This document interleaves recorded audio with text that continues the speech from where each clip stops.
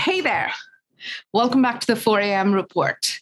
Today, we're going to start a new series to do with podcasting, and we're going to focus within this series on how to up your publishing using your podcast. Because here's what I see often. There's people who have a podcast and you're regularly publishing, and you're creating material out of your podcast, potentially for social heavily.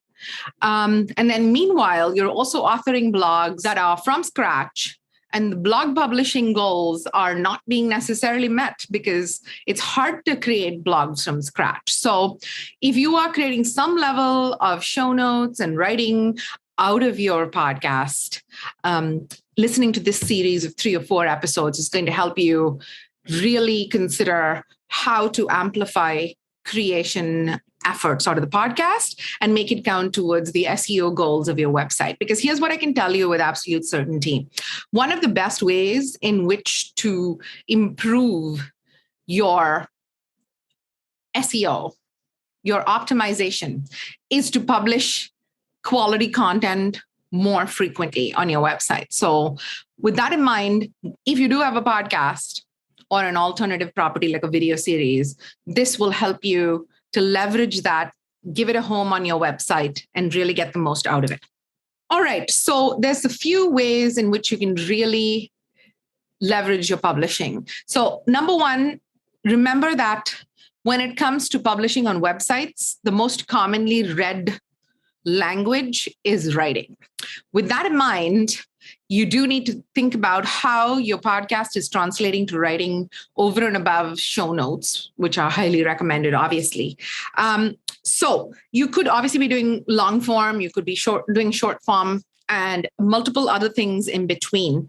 But in general, consider this. The 500-word blog post from scratch is probably dead. So don't do that. If you want to be doing that, definitely pull it out of your podcast. So what does the typical writing that comes out of a podcast look like? Most often, here's what we see.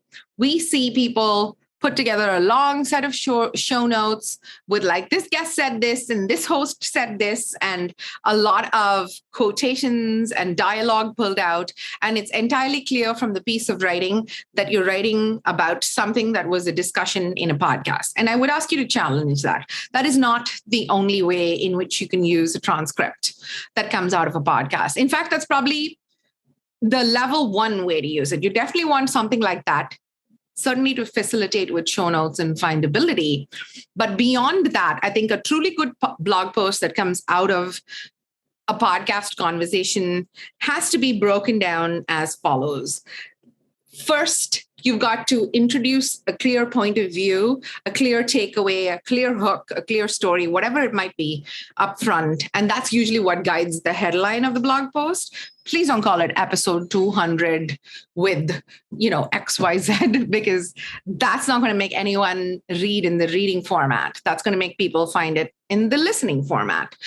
Instead, really think about the key point that was made. And that's probably not going to become clear until after the blog post is recorded and processed. So start with that and then break it down into anywhere between 2 and 3 sort of demonstration points. So when you look at it like that, you're going to be giving your transcript the average 30-minute interview, 30 to 45-minute interview.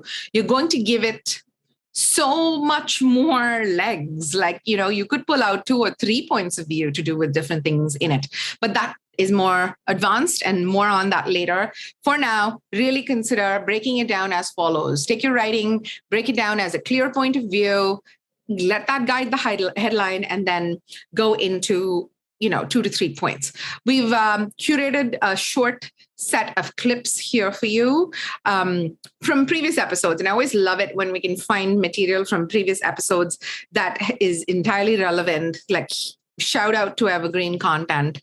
Have a listen to some conversations between Will and I about how it is that you should be applying your writing more intelligently so that your publishing goals are met. Welcome to the 4 a.m. report.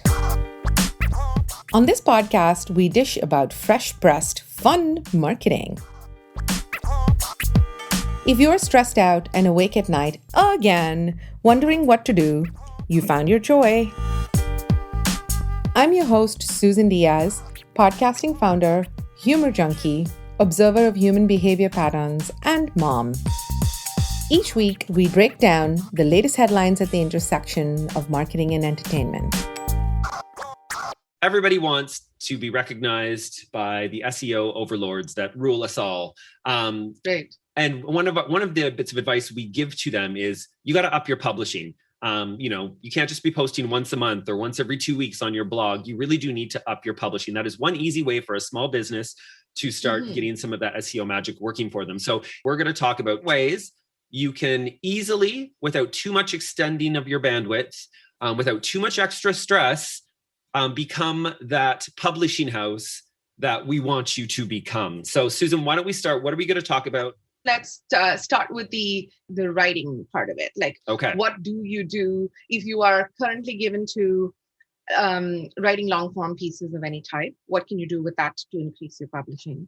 That said, we should probably anchor this in the fact that pretty much every website has a blog section. This is an area that's like a quick win. Everyone's already publishing something, like start there. So the way we like to look at it is that most long form pieces, whether they originate as like a report or an ebook or something that has been created, or if you're taking a podcast interview or a couple of podcast interviews that you've had on the subject, and then you're combining those points and creating blog posts out of it, right? So I think those tend to be the two most common ways in which people create it. Like really creating 500-word blog posts on a one-off basis, I think we should put that to bed if we want to. Right? Would you say? And you know what, Susan, I think that's what a lot of people, if we wanted to take a step back and say, traditionally, that's what people think a blog has to be, right? A well-researched, 500 to 750 word piece, which is great. It is wonderful to have those. But we want you to expand your mind here, everyone, about how we can kind of approach blogging in 2021. So say I do have, I've written a blog post based on my transcript from a podcast interview with you, Susan Diaz, and I'm really happy I put up my 500-word blog post. What would you advise, I guess, or let talk us through what we could be doing additionally with this material?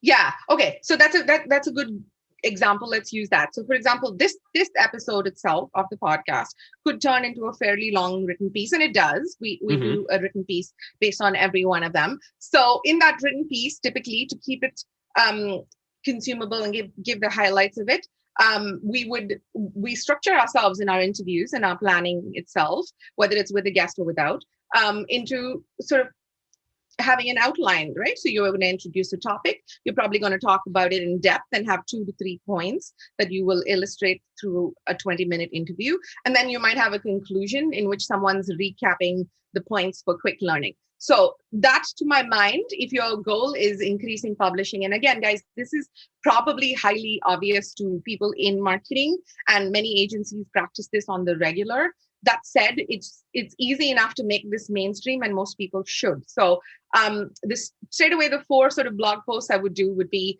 the first point we're making is don't create on the fly, right? So we would convert that into a short blog post being like how to quickly move from creating on the fly to systematizing your blog post. So that would be a blog post for us right there. Well, so if we're covering 3 or 4 or 2 to 4 points, you're saying we're going to break up those 2 to 4 points into separate blog posts. And it's not necessarily, it's going to be a short one little paragraph. You just take that one idea you wrote about and just expand upon it a little bit. You don't need the 500 word